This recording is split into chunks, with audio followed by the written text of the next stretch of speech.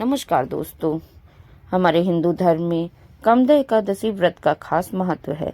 मान्यता है कि इस व्रत से सारे पाप धुल जाते हैं। इस व्रत को करने से जाने अनजाने में हुए सारे पाप खत्म हो जाते हैं। इसलिए कामदा एकादशी का व्रत रखना बहुत फलदायी माना जाता है।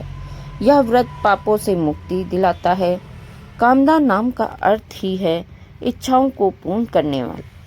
भक्त मानते हैं कि इस व्रत का पालन करने और भगवान विष्णु से प्रार्थना करने से उनकी न्यायोचित और सारी इच्छाएं पूरी हो सकती हैं।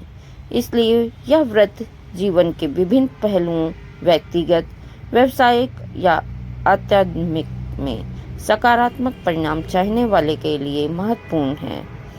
विष्णु पुराण के अनुसार प्राचीन काल में भोगीपुर नाम एक नगर था।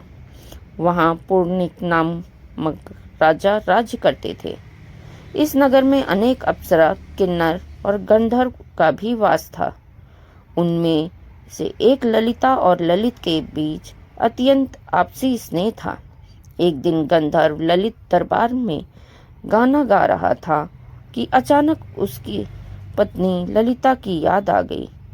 इससे उसका स्वर, लय और ताल तीनों बिगड़ने लगे। इस गलती को कर्कट नाम नाग ने जान ले लिया और यह बात राजा को बता दी। राजा को बड़ा क्रोध आया और ललित को राक्षस होने का श्राप दे दिया। ललिता को जब यह पता चला तो उसे अत्यंत दुख हुआ। वह श्रृंगी ऋषि के आश्रम में जाकर प्रार्थना करने लगी। श्रृंगी ऋषि बोले कि हे गंधर्व कन्या, अब चैत शुक्ल एकादशी आने वाली है, जिसका नाम कामदा एकादशी है। कामदा एकादशी का व्रत करने, उसके पुण्य का फल अपने पति को देने से वह राक्षस योनि से मुक्त हो जाएगा। ललिता ने मुनि की आज्ञा का पालन किया और एकादशी व्रत का फल देते ही उसका पति राक्षस योनि से मुक्त होकर अपने पुराने स्वरूप में आ गया। कामदा एकादशी का व्रत रखने से सभी तरह की परेशानियां दूर होती हैं और मनोकामनाएं पूरी होती हैं।